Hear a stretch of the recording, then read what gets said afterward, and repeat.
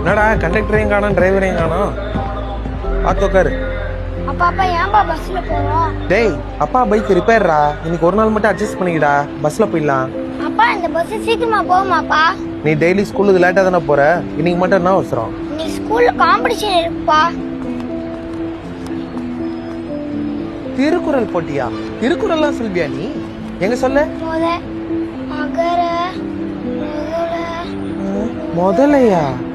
முதல் குரலே இப்படி சொன்னா எப்படிரா? எழுத்தெல்லாம் ஆதி பகவன் முதற்றே உலகு.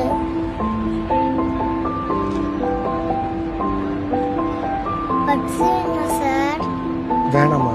எத்தனாவது படிக்கிற? நான் படிக்கல சார். அப்புறம் திருக்குறள் எப்படி தெரியும்?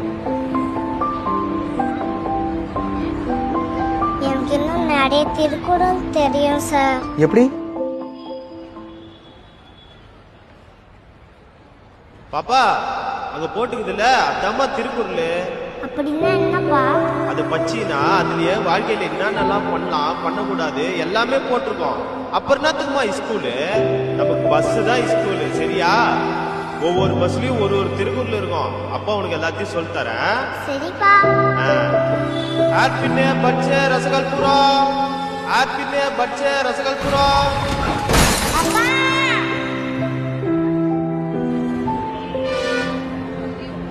அங்கிள் அங்க என்ன எழுதி இருக்கு?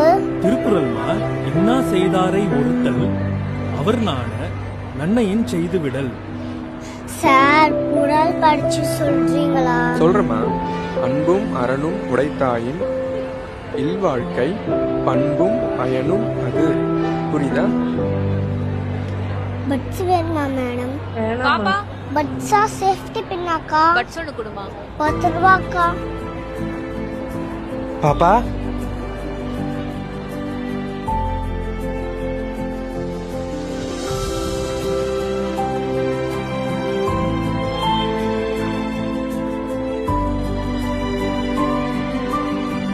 பேருந்து பயணம் பாதையை மட்டும் மாற்றாது, பலர் வாழ்க்கையை மாற்றும்.